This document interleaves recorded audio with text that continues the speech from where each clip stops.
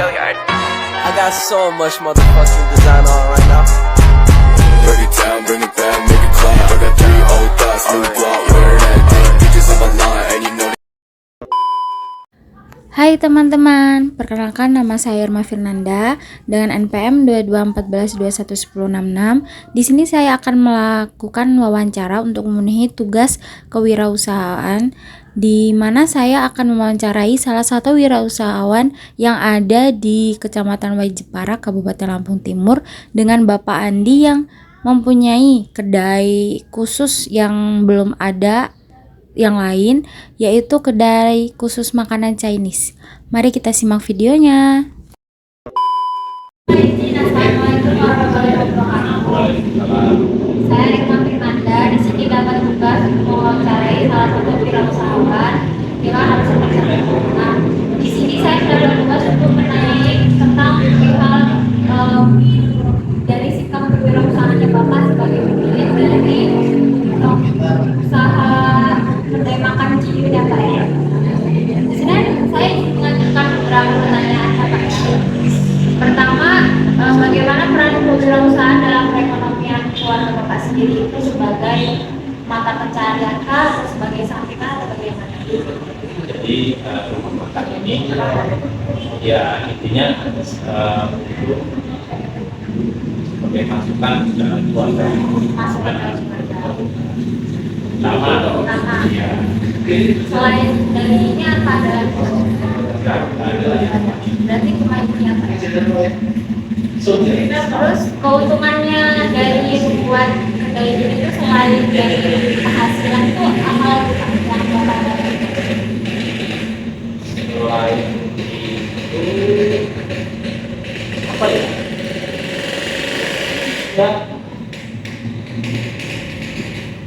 Ya itu keuntungan dari keuntungan juga. Yang mungkin kalau sekarang kita kan masih rumah makan ini setiap kali makan, ya mungkin dari pihak keluarga juga apa yang kita sediakan untuk konsumen kan paling nggak ada sedikit bisa kita pakai buat makan bersama juga. Ya dari ini itu. Jadi ada keuntungan, ada sisi keluarganya. Ya.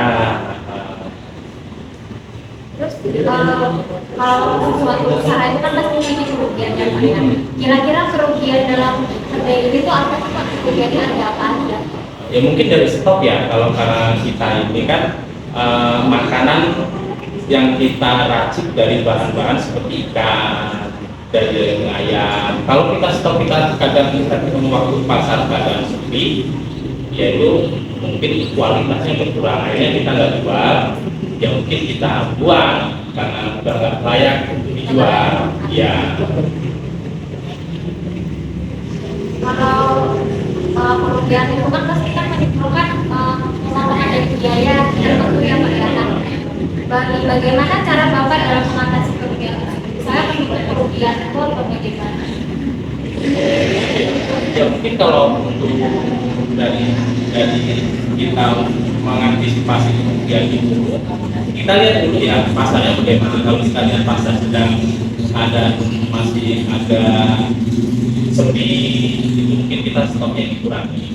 Ya dari pengalaman aja sih, dari pengalaman. Jadi memang kalau pertama kali kita stok, kita nggak tahu nih makanan pasar di mana kita stoknya banyak. Tapi seiring berjalannya waktu kita kan tahu nih pengalaman. Jadi mungkin dari stok kita kurangi. Kalau ada dia lagi agak sepi, tapi kalau sudah stabil itu baru kita stoknya kita tambahin lagi. Jadi cara mengatasi kerugian itu dengan mengurangi stok. Ya. Kalau ini dari kepribadian Bapak sendiri, gimana sih kan jadi wirausahawan yang baik itu? Kalau dari Bapak sendiri, Gitu ya. Ya yang pasti kita harus tetap fight ya di pasar ya, karena kita sebagai wirausaha juga nantinya akan bertemu dengan keadaan yang mungkin keadaan kita ada pasar yang lagi sepi. Kalau pasar lagi sepi, jadi kita harus memang gimana caranya kita bertahan dalam keadaan yang seperti itu. Mungkin kita dari dari hal-hal yang seperti itu kita nanti ada penyisihan kas-kas sendiri ya untuk kita menghadapi dalam keadaan yang lagi sepi. Ya karena pasar itu kan kita nggak bisa pastikan ya. Kadang ada turun, kadang ada ramenya, ada sepinya. Kalau misal Bapak itu mengalami suatu masalah, misal contoh kalau dari luar itu ada pesaing gitu Pak, gimana Bapak menyikapi masalah tersebut? Kalau untuk masalah pesaing mungkin kita lebih bersaing di rasa ya. Jadi kita tetap mempertahankan kualitas kita dari rasa, dari porsi. Jadi jangan sampai kita sudah merasa kita sudah punya pasar yang bagus, kita sudah punya banyak langganan, akhirnya jangan sampai kita kurangi sesuatu dari apa yang kita jual itu, mungkin dari rasa, mungkin dari porsi juga. Jadi kita juga harus bertahan dan kita juga harus punya inovasi. Ya mungkin kayak produk baru tidak menonton ya Pak, ya, orang-orang yang di pasar.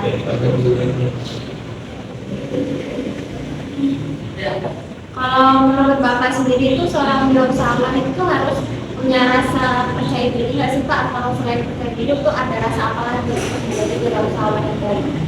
Itu ada rasa harus punya rasa percaya diri ya. Selain itu juga kita harus ada tekad perjuangan. Jadi selain kita ada rasa percaya diri yang kuat, kita juga harus mampu bertahan dalam keadaan apapun. Seperti kita usaha.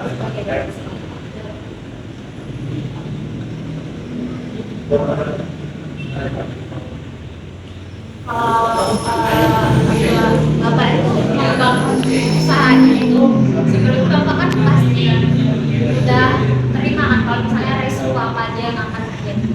Gimana Bapak meyakinkan diri Bapak sendiri kalau saya itu bakalan terima dengan resiko apapun yang akan saya hadapi?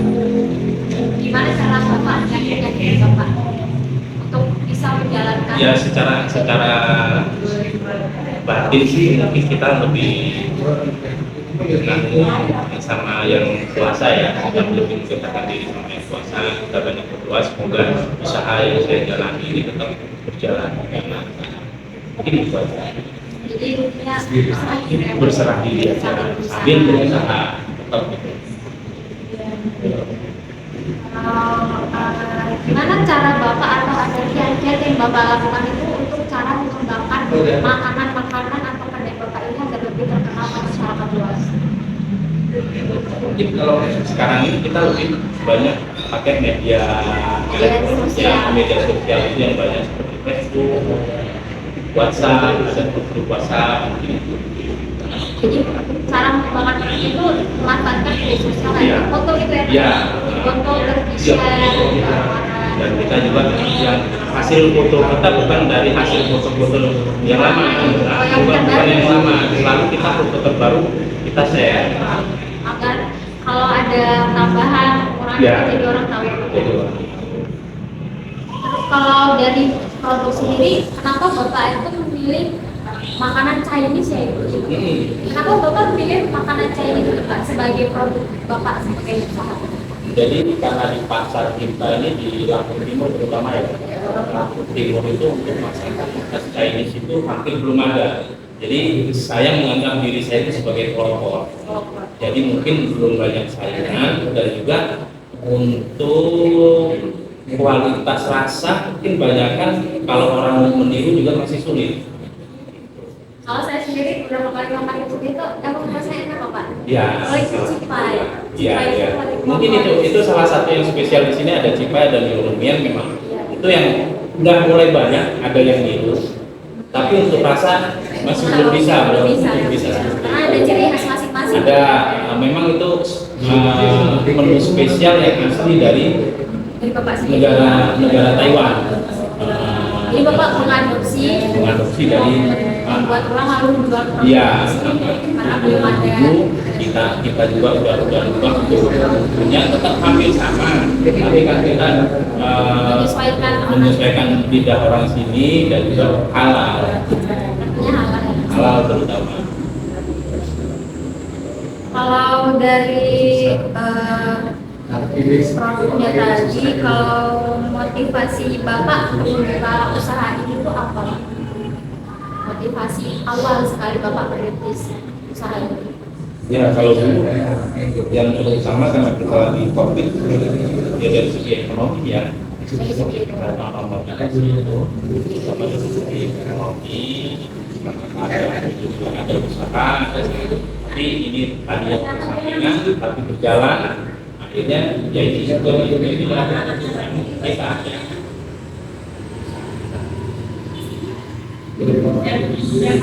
Kalau sebelum Bapak membuka usaha kedai Ciki ini, Bapak sebelumnya udah pernah membuka usaha lain belum, Pak? Tidak, jadi sebelum saya buka usaha ini dulu ada warung sepatu. Warung sepatu. Ya, di kampung.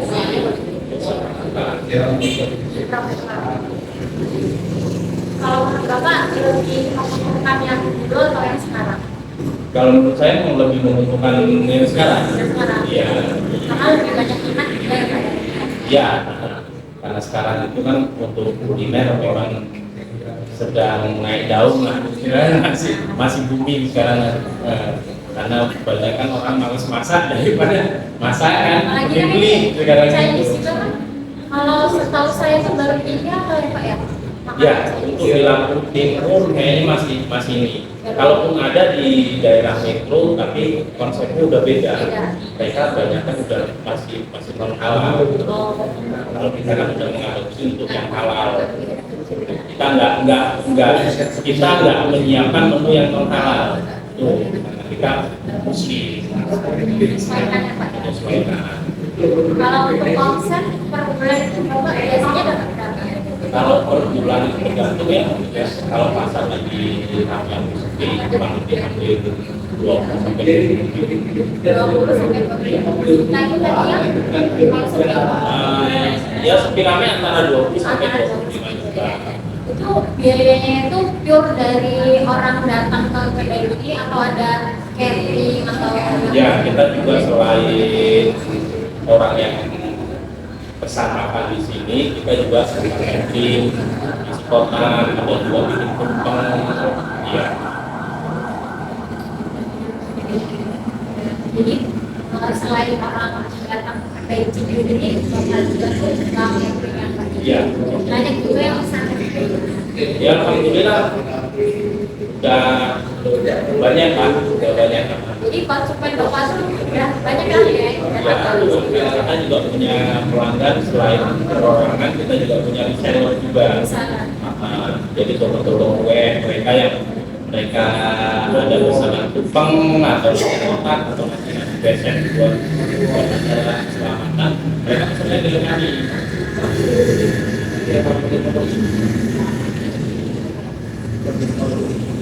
Mungkin buka wawancaranya. Terima kasih atas informasinya. Terima kasih ya Pak. Ya.